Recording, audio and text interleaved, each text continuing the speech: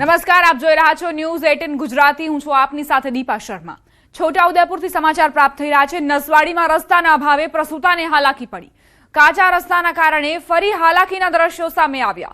અંધારામાં પ્રસૂતા મહિલાએ બાળકને જન્મ આપ્યો. કાચા રસ્તાના કારણે ગામ સુધી ન પહોંચી શકી 108. 1 કિલોમીટર સુધી સગર્ભાને સ્ટ્રેચરમાં ઉંચકીને લઈ જવાઈ. પીએચસીમાં માતા અને બાળક હાલ સારવાર હેઠળ છે. આઝાદીના આટલા વર્ષો પછી પણ નસવાડીમાં પરિસ્થિતિ બદલવાનું નામ નથી લઈ રહી.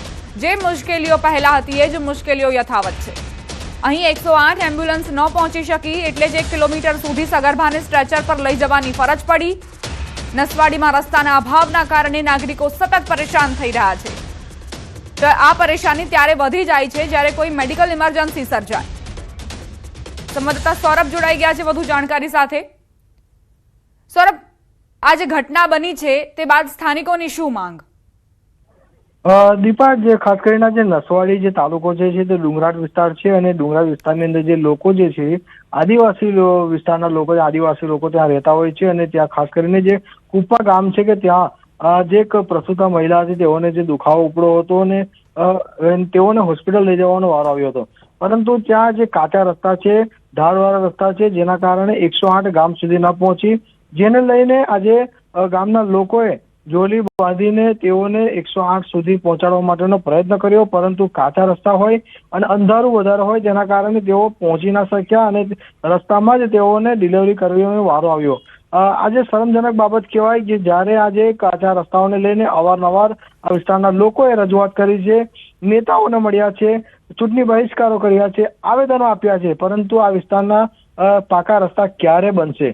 આજે ટેકનોલોજીના જમાનાની અંદર પણ આજે પણ આ ગામના લોકો જે છે તે બિલકુલ કહી શકાય કે કોઈ પણ જાતની સુવિધાઓ નથી. હાલ તો જે બાળકને જન્મ આપ્યો છે તે બાળકને જે દુગ્ધા પીએચસી ખાતે લઈ જવામાં આવ્યા છે અને હાલ સારવાર હેઠળ છે. પરંતુ ગામના લોકો જે છે તે એક જ માંગ કરે છે જે પાકા રસ્તાઓ જે બનાવવામાં આવે અને ખાસ કરીને જે એજન્સીઓને કામ સોંપવામાં આવે છે તે એજન્સીઓ ત્યાં કામ છોડીને ભાગી જતી હોય છે. જેના કારણે તંત્ર તરફથી એજન્સીઓ પર પણ ધ્યાન આપવામાં આવે અને પાકા રસ્તા સારા બનાવવામાં આવે તેવી પણ માંગ કરે છે. દીપા, સહેજબ, અત્યારે જે માતા છે અને બાળક છે તેમની સ્થિતિ કેવા પ્રકારની છે અને ગામડાથી બહાર જવાનો જે રસ્તો છે તે કેટલા કિલોમીટરનો છે કે આટલી સમસ્યાઓનો સામનો દરરોજ થઈ રહ્યો છે? ખાસ કરીને જે આ જે કુપ્પા ગામ છે, જે કુપ્પા ગામની અંદર જે જવા માટેનો એમ તો 2 કિલોમીટરનો રસ્તો છે, પરંતુ જે પાકો જે રસ્તો છે તે છોટી ઉંમર સુધી આવે છે. છોટી ઉંમર સુધી તો પાકો રસ્તો બનેલો છે, પરંતુ જે કુપ્પા ગામ જવા માટેનો જે રસ્તો છે તે બિલકુલ કહી શકાય કે ત્યાં બાઇક પણ પસાર કરવી મુશ્કેલ છે. જેના કારણે ગામના લોકોએ તો રજૂઆતો કરી છે. હાલ જે રીતે જે ઘટના બની છે અને જે માતા જે છે તેને બાળકને જે જન્મ આપ્યો છે તે હાલ 108 મારફતે તેઓને દુગ્ધા ખાતે લઈ જવામાં આવ્યા છે. માતા પણ સારવાર હેઠળ છે અને બાળક પણ જે સ્વસ્થ છે, સારું છે. પરંતુ ગામના લોકોનું એ જ કહેવું છે કે જ્યારે કોઈ મોટી દુર્ઘટના સર્જાશે, કોઈ માતાનો કોઈ બાળક જીવ જશે ત્યારે તંત્ર જાગશે. આમ તો આ વિસ્તારના લોકોએ રજૂઆતો તો ખૂબ કરી છે, પરંતુ પાકા રસ્તાને લઈને ગામના લોકો આજે પણ વંચિત છે. જી દીપા. આભાર સહેજબ જાણકારી આપવા માટે.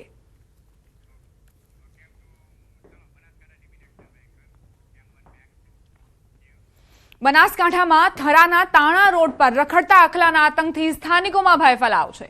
આખલાએ મહિલા અને બાળકની અડફેટે લીધા. બાળકને તેડી જતી ગોકુળનગરની એક મહિલા પર આખલાએ અચાનક હિંસક હુમલો કર્યો, જેમાં મહિલા અને બાળક બંનેને હવામાં ઉછાળી દીધા હતા. ઘટનામાં મહિલાના માથામાં ગંભીર રીતે ઈજા પહોંચી છે. તેમને 4 ટાંકા લેવા પડ્યા, જ્યારે બાળક રોડ પર પછડાતા ઈજાગ્રસ્ત બન્યું. આસપાસના લોકોએ દોડી આવી બંનેને સારવાર માટે ખસેડ્યા. વિસ્તારમાં રખડતા ઢોરની સમસ્યા લાંબા સમયથી હોવાનો આક્ષેપ સ્થાનિકોએ કર્યો છે અને પ્રશાસન પાસે તાત્કાલિક પગલાં લેવાની માંગ ઉઠી છે.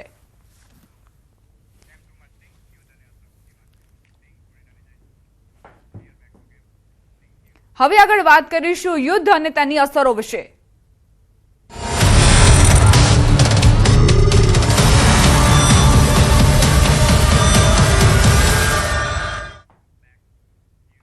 ઈરાન પર હુમલા બાદ ઇન્ડિગોનો મોટો નિર્ણય. ઇન્ડિગો એરલાઇન્સ 142 ફ્લાઇટ રદ કરી છે. વેબસાઇટ પર ફ્લાઇટ રદ કરવાની માહિતી આપી. રદ કરાયેલી ફ્લાઇટ્સ માટે સંપૂર્ણ રિફંડ આપવામાં આવશે. તકેદારીના ભાગરૂપે આ નિર્ણય લેવામાં આવ્યો છે, કારણ કે જે પરિસ્થિતિ અત્યારે બની રહી છે મિડલ ઈસ્ટમાં તે નાગરિકો માટે, મુસાફરો માટે ખતરાની ઘંટી છે. ઈરાન પર હુમલા બાદ ઇન્ડિગોએ આ નિર્ણય લીધો છે. ઇન્ડિગો એરલાઇન્સે 142 ફ્લાઇટ રદ કરી છે.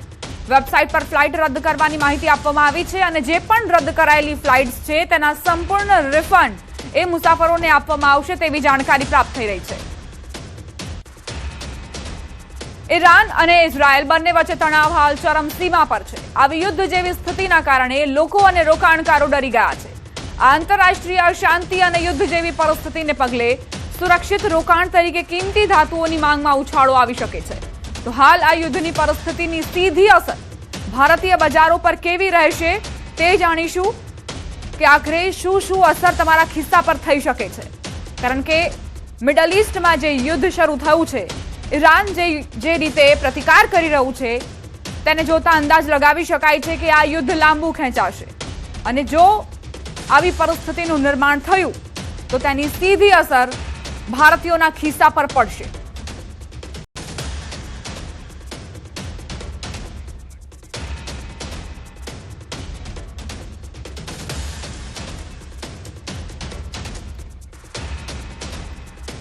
અમારી સાથે સિદ્ધાર્થભાઈ ભટ્ટ જોડાઈ ગયા છે. તેમની પાસેથી એ જાણીશું કે આખરે આપણા ખિસ્સા પર કેવા પ્રકારની અસર રહેશે ઈરાન ઇઝરાયલ વચ્ચે યુદ્ધની.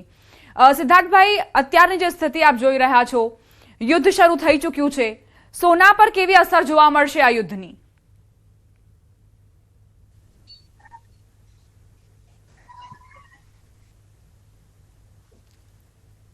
જી સિદ્ધાર્થભાઈ, તમને અવાજ આવી રહ્યો છે?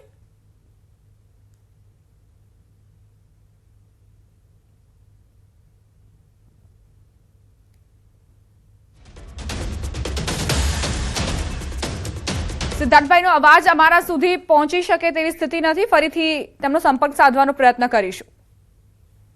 હુમલો કર્યો છે અને ઈરાને વળતો પ્રહાર કર્યો છે, એની માટે 3 બાબતો અહીંયા લાગુ પડે છે. એક છે યુદ્ધ નીતિ, બીજું છે રાજનીતિ અને ત્રીજું છે અર્થનીતિ. એટલે ત્રણેય મોરચે આખા વિશ્વએ અત્યારે ઝઝુમવાનો વારો આવશે. પહેલા આપણે વાત કરીએ છીએ અર્થનીતિ ઉપર. તો આપણા ભારતને આર્થિક રીતે ક્યાં ક્યાં ફટકો પડી શકે છે? તો પહેલો ફટકો એ પડશે ટુરિઝમ ઉપર. કારણ કે જેટલા પણ યુરોપના દેશો ભારત આવતા હતા તો એ બધે વિમાનોની અવર જવર મિડલ ઈસ્ટમાંથી થતી હતી, ખાડીના દેશોમાંથી થતી હતી. હવે એમને લાંબો રૂટ કરવો પડે એટલે પ્રવાસન ક્ષેત્ર ઉપર પહેલી તો અસર એ પડે. બીજી અસર પડે ઓઇલ ઉપર. આજે પણ ભારત પેટ્રોલિયમ પેદાશ આયાત કરે છે અને એ બધું સમુદ્ર માર્ગે થાય છે. 90% વધારે પેટ્રોલિયમ પેદાશો સમુદ્ર માર્ગે આવે છે, પાઇપલાઇન થી ઓછી આવે છે. અને એમાંથી મોટા ભાગનું પેટ્રોલ, ડીઝલ, પેટ્રોલિયમ ઓઇલ એ ખાડીના દેશોમાંથી આવે છે. અને જે કેનાલ છે, જે સુએઝ કેનાલ, કેવી રીતે પનામા છે, સુએઝ છે, એવી રીતે હોર્મુઝ ખાડી છે, તો એ ઈરાનની બાજુમાં છે. અને ઈરાને આ 30 કિલોમીટર લાંબો દરિયાઈ પટ્ટો બંધ કરી દીધો એવા સમાચાર છે. એટલે જે પેટ્રોલ ને ઓઇલના ટેન્કરો આવતા હતા એની વાહન વ્યવહાર ઉપર અસર પડે, ટ્રાન્સપોર્ટેશન ઉપર અસર પડે.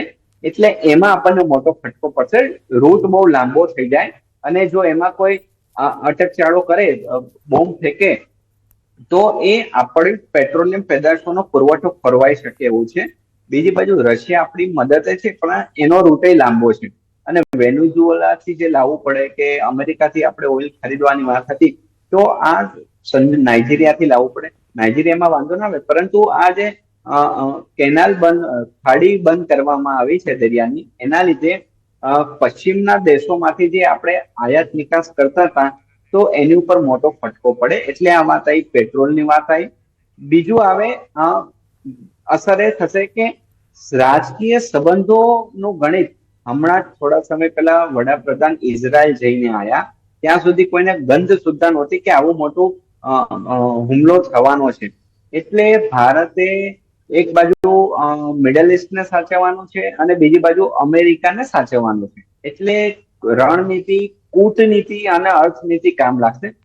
વધારામાં ઓછું, ગઈકાલે ભારતમાં અમેરિકાની કંપની માઇક્રોનનું સેમિકન્ડક્ટરનું સાણંદ ખાતે ઉદઘાટન થયું અને આજે પણ સેમિકોન ચાલી રહ્યું છે. તો જ્યારે વિશ્વમાં અનિશ્ચિતતાના વાદળો હોય એટલે ચોક્કસપણે જે રોકાણકાર છે, ઇન્વેસ્ટર છે, બિઝનેસમેન છે, એમના કોન્ફિડન્સ ઉપર અસર પડે. એટલે હવે વાત આવે કે આવનારા સમયમાં મોંઘવારી વધશે, તો એનો જવાબ છે હા. કારણ કે જયારે વિશ્વમાં ભડકે બળતું હોય એટલે સપ્લાય ચેન ખોરવાતો હોય, સપ્લાય ચેન ખોરાય એટલે માલની શોર્ટેજ પડે, માલની શોર્ટેજ પડે એટલે એમાં મોંઘવારી 100% વધે અને આ વૈશ્વિક પરિબળ ભાગ ભજવતો હોય છે. આમાં આરબીઆઈ પ્રયત્ન કરે, સરકાર પ્રયત્ન કરે તો પણ એવું કઈ ખાસ કંટ્રોલ ન આવી શકે. એટલે મોંઘવારી અમેરિકામાં પણ વધશે, ખાડીના દેશોમાં પણ વધશે, ચાઇનામાં પણ વધશે અને ભારતમાં પણ વધશે. એટલે આ જો યુદ્ધ રોકાઈ જાય છે, જેમ આપણે ઓપરેશન સિંદૂરમાં 4 દિવસમાં જો સપાટો બોલાવી દીધું, તો એવું કઈક આમાં થાય તો અલગ વસ્તુ છે. નહીતર જો રશિયા અને યુક્રેનની જેમ 2-3 વર્ષ લંબાતું જાય તો પરિસ્થિતિ અલગ હોઈ શકે છે. બીજો એક પરિબળ એ આવશે કે ઈરાન એક સમયનું સમૃદ્ધ દેશ ગણાતો હતો, પણ ક્યાંક ને ક્યાંક એમાં એક સાંપ્રદાયિક વિચારસરણીએ પગપેસારો કરી દીધો, એટલે મુક્ત બજારની જગ્યાએ ક્લોઝ ઇકોનોમી થઈ ગઈ. તો એ પરિબળો જોતા આપણું જે ઇન્વેસ્ટમેન્ટ ચાબહાર પોર્ટ ઉપર છે, ઈરાનના પોર્ટ ઉપર, જે આપણે પાકિસ્તાનને ટેકલ કરવા માટે કરીશું, તો એને ફટકો પડી શકે છે. પ્લસ ઈરાને મિડલ ઈસ્ટના આજુબાજુના 7-8 દેશો ઉપર રોકેટ છોડ્યું જ્યાં અમેરિકાના સૈન્ય ઠેકાણા હતા, પરંતુ એ જે તો કતાર હોય કે દુબઈ હોય એની ધરતી ઉપર રોકેટ પડ્યું કહેવાય ને.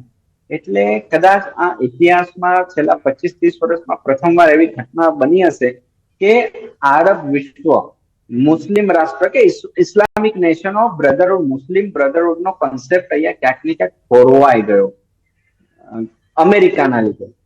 એટલે એમના આંતર વિદ્રોહ ફાટી નીકળે તો ખૂબ મોટું પેટ્રોલિયમ પ્રોડક્ટ ઉપર અસર પડી શકે, એ આપણે જોવાનું રહેશે. કારણ કે એક શક્યતા એવી દેખાય છે કે બેરલ દીઠ $120-130 જતા રહે તો એ પેટ્રોલના ભાવ આપણા ભારતમાં વધે. કારણ કે આપણું જે રિઝર્વ ટેન્ક છે એ પ્રમાણમાં કેટલા મહિના ચાલે? 90 દિવસ ચાલે એટલું હોય, બહુ 100 દિવસ ચાલે એવું હોય. પણ પછી શું, જે ભાવ વધારો થશે એનો બોજો પ્રજાના માથે પડશે, આમ આદમીના માથે પડશે. એટલે આપણા ભારતના દ્રષ્ટિકોણથી એના થશે. બીજું પરિબળમાં એ આવશે કે ડિફેન્સ મેન્યુફેક્ચરિંગમાં અર્થનીતિની વાત કરીએ તો જે ડિફેન્સનું ઉત્પાદન છે એમાં વેગ આવશે. સોના ચાંદીમાં વધારો જોવા મળી શકે છે. 5-10% અપવર્ડ ટ્રેન્ડ આપણે જોઈ શકીએ કે ઓલરેડી સોના ચાંદીના ભાવ ભડકે બળતા હતા. એ સોના ચાંદીના ભાવ ભડકે બળતા હતા, એમાં આગમાં ઘી હોમવાનું કામ આ યુદ્ધે કર્યું છે, એટલે ફરી પાછો ભડકો થશે. એટલે હવે તો જે તે દેશોની સેન્ટ્રલ બેંકની પણ એવી કેપેસિટી નથી રહી કે મોંઘા ભાવે સોનું ખરીદે. કારણ કે જેવું આ યુદ્ધ શાંત થશે અને વિશ્વમાં શાંતિની સ્થિતિ પરશે, ત્યારે આ બધા આર્ટિફિશિયલ ભાવ જે વધ્યા છે એ કકડભૂસ થશે. એટલે જેને મોંઘા ભાવે ખરીદ્યું છે એને રોવાનો વારો આવે. આવતીકાલે મંડે થશે, સોમવાર થશે, એટલે ભારતીય શેર બજારમાં એવી શક્યતા સેવાઈ રહી છે કે એક નજીવો પડાકો બોલે, પેનિક સેલિંગ થાય. કારણ કે જયારે વિશ્વમાં અનિશ્ચિતતાના વાદળો હોય તો સ્વાભાવિકપણે એની અસરો કંપની એના પ્રોડક્શન, એના મેન્યુફેક્ચરિંગ ઉપર પડતી હોય છે. એકંદરે ભારતને આમ વાંધો નથી, આપણે સેફ ઝોનમાં છે. પરંતુ આપણે એ ન ભૂલવું જોઈએ કે બાંગ્લાદેશમાં પણ હમણાં જ નવી સરકાર સ્થપાઈ છે, એનું રિએક્શન શું છે? કારણ કે ચાઇનાનો સપોર્ટ એ બાજુ છે. આપણા બીજા પડોશી દેશ પાકિસ્તાન અને અફઘાનિસ્તાન એમાં ઉંબાડિયા ચાલે રાખે છે. એ લોકો પણ તાલિબાની સરકાર પાકિસ્તાન ઉપર બરાબરની અકળાઈ છે અને પાકિસ્તાનને પણ એના આંકડાનું પીઠબળ હોવાના લીધે અફઘાનિસ્તાનમાં હુમલો કરી રહ્યા છે. તો આ પ્રસરતા વાર નથી લાગતી. એટલે જો આપણા સરહદી રાજ્યોને આપણે સુરક્ષિત નહીં રાખી શકીએ તો આંતર વિગ્રહ ના થાય, પરંતુ છમકલાતો થાય. એટલે આપણે બોર્ડર પ્રોટેક્શન માટે આપણી સેના મજબૂત છે અને પોલિટિકલ વિલ પણ છે, તો આપણે ચાપતી નજર રાખવી પડે. હવે આ બધા મામલાઓમાં ચાઇના શાંત બેઠું છે, તો ચાઇના નવું ઉંબાડિયું કરે છે કે નહીં એ એક સમયની સાથે જોવું પડે. કારણ કે બાંગ્લાદેશમાં ચાઇનાનું પીઠબળ છે. એક સમયે નેપાળ પણ એની બાજુ સરકી ગયું હતું, હવે પરિસ્થિતિ બદલાઈ છે. શ્રીલંકામાં પણ એનું ઇન્ફ્લુઅન્સ હતું. તો આપણે આપણા પાડોશી દેશો અને જે આપણે વિશ્વાસ નથી કરતા એવા ચાઇના સાથે એનું શું રિએક્શન છે કે આ તકનો એ લાભ ઉઠાઈ રહ્યો છે, ગેરલાભ ઉઠાઈ રહ્યો છે કે શું, અને એનો ડોળો જે તાઇવાન ઉપર છે એની શું અસર થશે એ જોવું પડશે. આ બધા ખેલમાં નોર્થ કોરિયા શું ભાગ ભજવે છે એ પણ જોવું જી. પડશે, કારણ કે એ પણ ક્યાંક ને ક્યાંક છમકલા કરવા કુખ્યાત થયેલો સિદ્ધાર્થભાઈ, દેશ છે. એટલે યુદ્ધ ચાલુ રહેશે એટલે મોંઘવારી તો નક્કી જ માની લઈએ કે મોંઘવારી વધવાની જ છે. વાત કરીએ તો યુદ્ધ નીતિની વાત થઈ.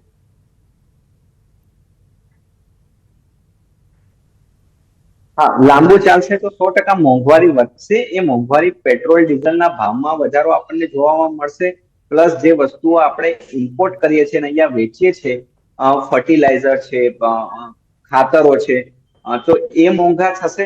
સાથે સાથે એન્જિનિયરિંગની જે મશીનરી આપણે ઇમ્પોર્ટ કરીએ છીએ યુરોપથી અને અહીંયા ઉત્પાદન કરીએ છીએ તો એ મોંઘું થશે. એટલે સરવાળે જોઈએ તો માંડ જેમ મોંઘવારી શાંત થઈ હતી એ ફુગાવો, ઇન્ફ્લેશન નજીકના દિવસોમાં આપણને જોઈ શકાય છે. જી સિદ્ધાર્થભાઈ અમારી સાથે જોડાયા અને આ બધી જાણકારી આપી તે બદલ આપનો ઓકે. ખૂબ ખૂબ આભાર. તો ઈરાન અને ઇઝરાયલ વચ્ચે યુદ્ધ બાદ સતત તણાવની સ્થિતિ વધતી જઈ રહી છે અને તેની સીધી અસર ભારતીયોના ખિસ્સા પર પડશે તેવું અનુમાન નિષ્ણાંતો એવું માની રહ્યા છે. અર્થશાસ્ત્રી સિદ્ધાર્થ ભટ્ટનું કહેવું હતું કે ચોક્કસપણે જો યુદ્ધ લાંબુ ખેંચાશે તો તેની અસર મોંઘવારી પર પડશે, મોંઘવારી વધશે એટલે તમારા ખિસ્સા પર તેની અસર જોવા મળશે.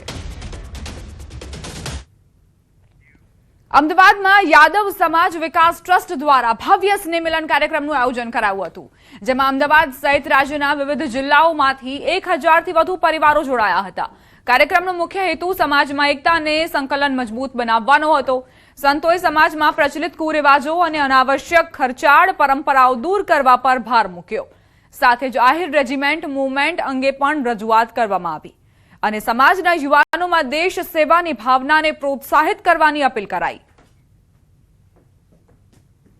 ये एक स्नेह मिलन है और उसके ऊपर चर्चा की है कि हम अपने बच्चों को अच्छी दिशा कैसे दे सकें, वो राष्ट्र का हित कैसे कर सकें, समाज का हित कैसे कर सकें, समाज का उद्धार कैसे हो, वो एक विचारधारा के लिए हमने पूरे समाज को इकट्ठा करके स्नेह मिलन के साथ साथ दिव्य मिलन रखा है.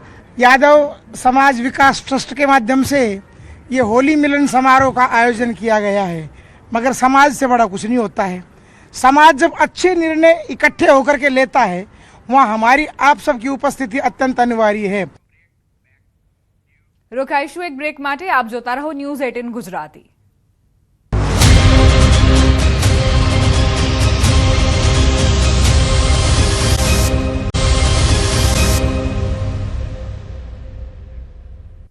Welcome back. વાપી મહાનગરપાલિકાની ચૂંટણીને લઈ કોંગ્રેસ દ્વારા તડામાર તૈયારીઓ શરૂ કરી દેવાઈ છે. ત્યારે કોંગ્રેસે ચૂંટણી પહેલા જ વાપી કોંગ્રેસના શહેર પ્રમુખ તરીકે મહેશ શાહની વરણી કરી છે. કોંગ્રેસ દ્વારા બેઠક યોજાઈ હતી, જેમાં આગામી મહાનગરપાલિકાની ચૂંટણીની તૈયારી અને રણનીતિ અંગે ચર્ચા કરવામાં આવી. કોંગ્રેસ માત્ર સ્થાનિક મુદ્દાઓ પર ચૂંટણી લડશે. નવા પ્રમુખે આ વખતની ચૂંટણીમાં વાપી મહાનગરપાલિકા પર કોંગ્રેસ સત્તા પર આવશે તેવો દાવો પણ કર્યો હતો. 200 બૂથો છે એટલે 200 સેક્ટરો છે, 200 સેક્ટરના પ્રમુખો પણ નિયુક્ત થઈ ગયા. હવે અમારું કામ થોડા દિવસમાં 4-5 દિવસ સુધીમાં બૂથ લેવલે સમિતિઓ બનવાનું કામગીરી ચાલે છે.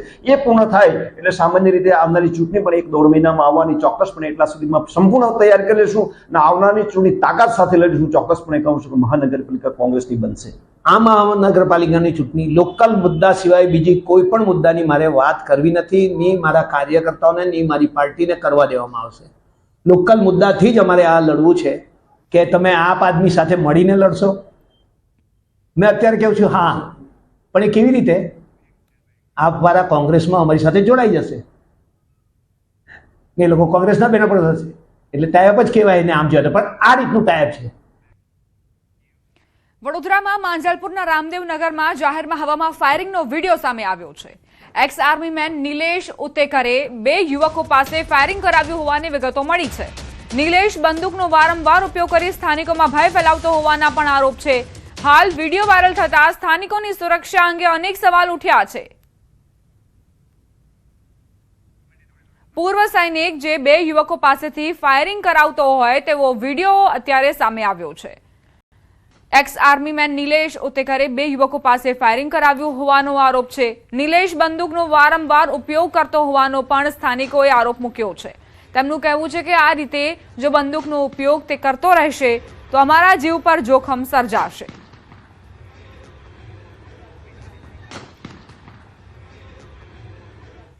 હવે આગળ વાત હોળી પહેલા મેળાની મોજ વિશે।